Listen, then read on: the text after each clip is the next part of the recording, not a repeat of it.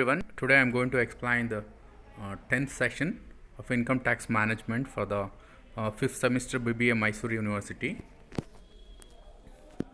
Problems on incidence of tax. Actually, in this particular slide, we are going to see how income tax authority is going to impose tax based on the residential status of an individual. Okay ಅಂದರೆ ನಾನು ಮೊದಲೇ ಹೇಳಿದೆ previous ಸ್ಲೈಡಲ್ಲಿ ಒಂದು tax authority tax ಹಾಕೋದಕ್ಕೂ ಮತ್ತು ಅವನ ಒಂದು residential ಸ್ಟೇಟಸ್ಗೂ ಪರಸ್ಪರ ಸಂಬಂಧ ಇದೆ ಅಂತ ಹೇಳ್ಬಿಟ್ಟು. ಸೊ ಯಾವ್ಯಾವ ಒಂದು ಇನ್ಸಿಡೆಂಟಲ್ಲಿ ಒಂದು ಟ್ಯಾಕ್ಸ್ ಆಗುತ್ತೋ ಇಂಡಿವಿಜುವಲ್ ಒಂದು ರೆಸಿಡೆನ್ಷಿಯಲ್ ಸ್ಟೇಟಸ್ ಪ್ರಕಾರ ಅದನ್ನು ಈ ಸ್ಲೈಡಲ್ಲಿ ನೋಡ್ತಾ ಹೋಗ್ತೀವಿ. Recap of previous session, meaning of residence.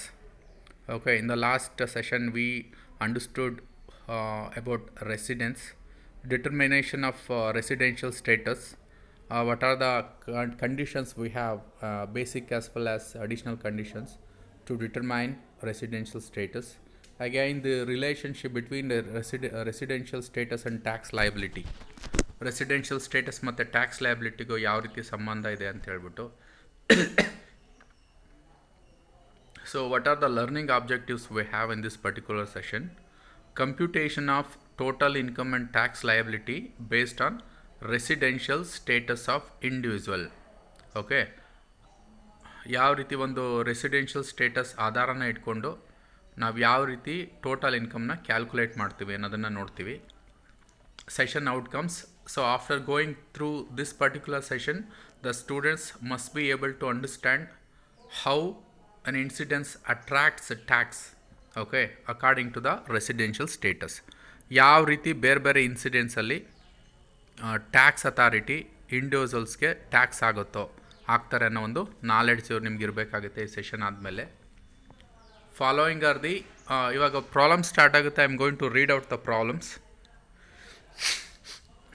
Following are the incomes received by mister Mahesh in the previous year 2019-20. Okay, ಇವಾಗ ನಾವಿರೋ ಅಸೆಸ್ಮೆಂಟ್ ಇಯರ್ ಬಂದ್ಬಿಟ್ಟು 21-22, 2021. ಸೊ ಈ ಒಂದು ಅಸೆಸ್ಮೆಂಟ್ ಇಯರ್ಗೆ 19-20 ಬಂದು ಪ್ರೀವಿಯಸ್ ಇಯರ್ ಆಗುತ್ತೆ.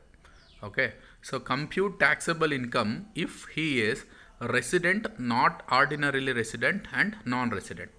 ಸೊ ಪ್ರಾಬ್ಲಮ್ ಪ್ರಕಾರ ಈಗ ಒಂದು ರಿಲೆವೆಂಟ್ ಪ್ರೀವಿಯಸ್ ಇಯರಲ್ಲಿ ಮಹೇಶ್ದು ಟೋಟಲ್ ಇನ್ಕಮ್ನ ಕ್ಯಾಲ್ಕುಲೇಟ್ ಮಾಡಬೇಕು. ಯಾವ್ಯಾವ ಒಂದು ಸ್ಟೇಟಸ್ ಇದ್ದಾಗ ಅವನು ರೆಸಿಡೆಂಟ್ ಆದಾಗ ಯಾವ ರೀತಿ ಟೋಟಲ್ ಇನ್ಕಮ್ ಆಗುತ್ತೆ, ನಾಟ್ ಆರ್ಡಿನರಿಲಿ ರೆಸಿಡೆಂಟ್ ಇದ್ದಾಗ ಅವ್ನ ಟೋಟಲ್ ಇನ್ಕಮ್ ಯಾವ ರೀತಿ ಇರುತ್ತೆ, ಮತ್ತು ನಾನ್ ರೆಸಿಡೆಂಟ್ ಆಗಿದ್ದಾಗ ಯಾವ ರೀತಿ ಇರುತ್ತೆ. ಸೊ ಪರ್ಟಿಕ್ಯುಲರ್ಸ್ ಆಫ್ ಇನ್ಕಮ್ ಓದ್ತೀನಿ ನಾನು. Income from agriculture in Bangladesh received and spent there.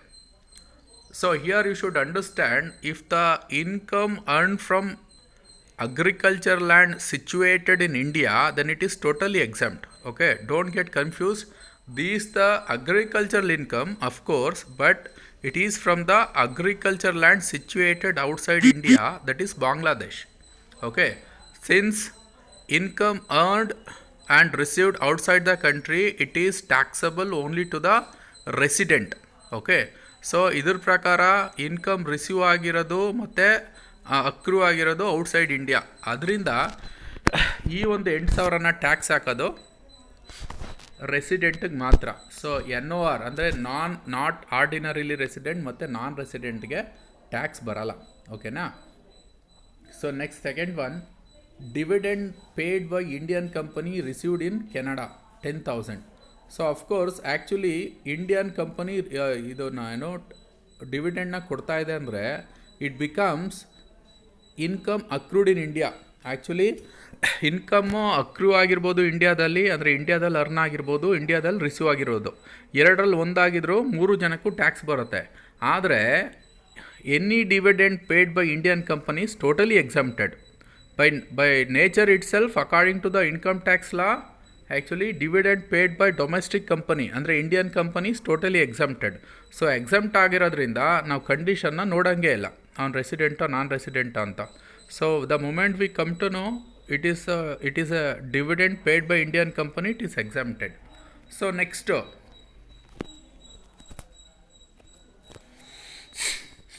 Income from business in India but received in America. 5,000. It is very clear the income is getting earned in India. Okay, no matter where it is going to be received, whether it is in India or outside India. Once we come to know either income is earned in India or accrued in India, it is taxable to all the three status. Okay, your income from business in India, that means the income is accrued in India, so it is taxable for both the status. So 5,000, 5,000, 5,000 I have written. We should consider for all the status. Okay. Next.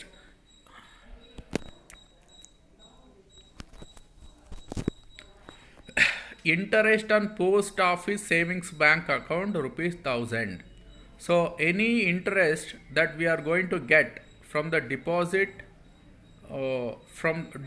of savings post office savings account, it is completely exempted. Okay, so I should know this. Okay, ಇವಾಗ ಹೊಸದಾಗಿ ನಾನು ಹೇಳ್ತಾ ಇದ್ದೀನಿ, ಯಾವುದೇ ಒಂದು post office savings account ಇದ್ದು ಅದರಿಂದ ಬರೋ ಇಂಟ್ರೆಸ್ಟ್ ಮೇಲೆ ಯಾವುದೇ ಟ್ಯಾಕ್ಸ್ ಹಾಕೋಂಗಿಲ್ಲ, ಅದು ಎಕ್ಸಮ್ಟ್ ಆಗಿರುತ್ತೆ. ಸೊ ನಾವು ಕಂಡೀಷನ್ನ ನೋಡೋ ಅವಶ್ಯಕತೆ ಇಲ್ಲ, ಅದು ಅಕ್ರೂಡ್ ಆಗಿದೆಯೋ ರಿಸೀವ್ ಆಗಿದೆಯೋ ಎಂಡಾದಲ್ಲಿ ಅಂದ್ಬಿಟ್ಟು. ಸೊ ಇಂಡಿಯನ್ ಪೋಸ್ಟ್ ಆಫೀಸ್ ಅಲ್ಲಿ ನಾವೇನಾದರೂ ಅಕೌಂಟ್ ಇದ್ದು ಅದರಿಂದ ನಮಗೇನಾದ್ರು ಇಂಟ್ರೆಸ್ಟ್ ಬಂದಿದ್ರೆ ಅದು exempted. Next,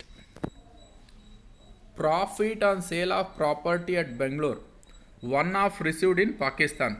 See, actually, once we come to know either it is received in India or the income is accrued in India, the further we don't have to see anything. We don't have to analyze.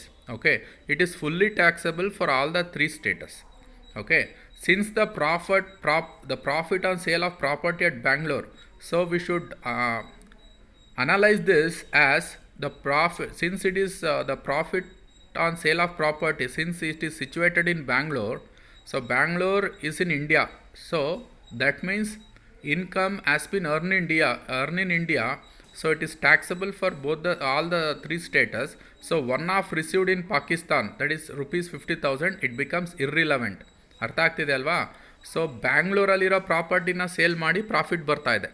So Bangalore ಇಂಡಿಯಾದಲ್ಲಿರೋದು, so ಬೆಂಗಳೂರಲ್ಲಿರೋ ಪ್ರಾಪರ್ಟಿನ sale ಮಾಡಿ profit ಬರ್ತಾ ಇರೋ ಕಾರಣ ಇಂಡಿಯಾದಲ್ಲಿ earn ಆಯಿತು ಅಂತ ಆಯಿತು. So ಆ information ಇದ್ದರೆ ಸಾಕು, ನಮಗೆ ಮೂರು ಸ್ಟೇಟಸ್ಗೂ ನಾವು ಅದನ್ನು ಕನ್ಸಿಡರ್ ಮಾಡಬೇಕು, ಆ ಇನ್ಕಮ್ನ ಟೋಟಲ್ ಇನ್ಕಮಲ್ಲಿ. So one of received Pakistan ಅಂತ ಇದೆಯಲ್ಲ, ಅದು ಇರ್ರಿಲವೆಂಟ್ ಆಗುತ್ತೆ. ಸೊ ಎಲ್ಲ 50,000 ಮೂರು ಜನಕ್ಕೂ ಹಾಕಬೇಕು, ಮೂರು ಸ್ಟೇಟಸ್ಗೂ. ಸೊ ಟೋಟಲ್ ಇನ್ಕಮ್, ಸೊ ಹಳೆ ಆ ಒಂದು ಹಿಂದಿನ ಸ್ಲೈಡು ಮತ್ತು ಈ ಸ್ಲೈಡ್ನ ಸೇರಿಸಿ ಟೋಟಲ್ ಮಾಡಿದ್ದೀನಿ.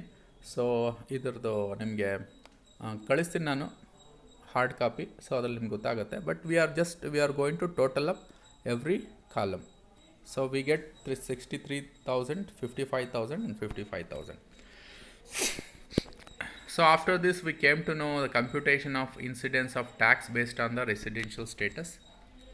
Now let us deal with MCQ, multiple choice question.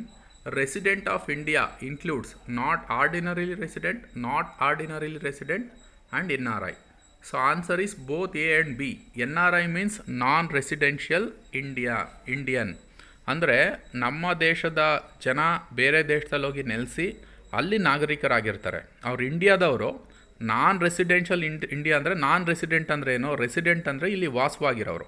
Non resident ಅಂದರೆ ಇಂಡಿಯಾದಲ್ಲಿ ವಾಸವಾಗದೇ ಇರೋ ಇಂಡಿಯನ್ಸ್ ಅಂತ. ಅವ್ರು ಇಂಡಿಯಾದವರು, ಆದರೆ ಇಂಡಿಯಾದಲ್ಲಿ ವಾಸ ಇಲ್ಲ, ಅವರು ಬೇರೆ ದೇಶಗಳಲ್ಲಿ ನೆಲೆಸಿರ್ತಾರೆ, ಅಲ್ಲಿನ ಒಂದು ನಾಗರಿಕತೆ ಅಥವಾ ಪೌರತ್ವವನ್ನು ಹೊಂದಿರ್ತಾರೆ. They will have got the citizenship in the country outside India. Okay, but they belong to India. Residential status of an assessee can be different for different previous year in the same assessment year. ಅಂದರೆ ಅದನ್ನ residential status ಮೊದಲನೇ ಒಂದು A ಪ್ರಕಾರ different for different previous year in the same assessment year. So ಇದಕ್ಕೆ ಯಾವುದೇ ಒಂದು ಅರ್ಥ ಇಲ್ಲ, ಯಾಕಂದರೆ different for different previous year in the same assessment year. ನಾವು ಅಸೆಸ್ಮೆಂಟ್ ಇಯರಲ್ಲಿ ಕ್ಯಾಲ್ಕುಲೇಟ್ ಮಾಡಬೇಕಾದ್ರೆ ರಿಲೆವೆಂಟ್ ಪ್ರೀವಿಯಸ್ ಇಯರ್ ಮಾತ್ರ ಕನ್ಸಿಡರ್ ಮಾಡ್ತೀವಿ. ಸೊ ಡಿಫ್ರೆಂಟ್ ಪ್ರೀವಿಯಸ್ ಇಯರು ಈ ರಿಲೆವೆಂಟ್ ಅಸೆಸ್ಮೆಂಟ್ ಇಯರ್ಗೆ ಇರ್ರೆಲೆವೆಂಟ್ ಆಗುತ್ತೆ. Different for different assessment year, okay, ಇದು ನಿಜ ಆಗುತ್ತೆ. Different for different assessment year, ಯಾಕಂದರೆ ಒಂದು ಅಸೆಸ್ಮೆಂಟಲ್ಲಿ ಬೇರೆ ಬೇರೆ ರೆಸಿಡೆನ್ಷಿಯಲ್ ಸ್ಟೇಟಸ್ ಇರೋಕ್ಕೆ ಸಾಧ್ಯ ಇಲ್ಲ.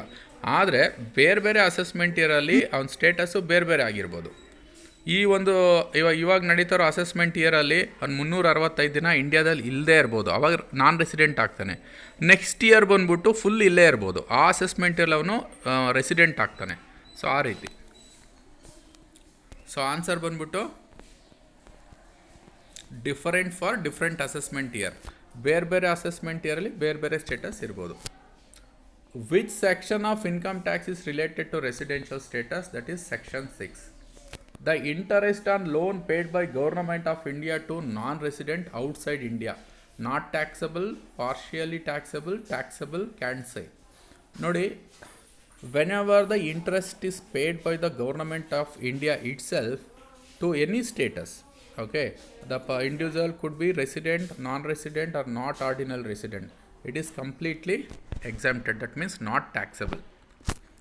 So as we all know, the books we are referring, okay, Dr. S.C. Mehrotra and Dr.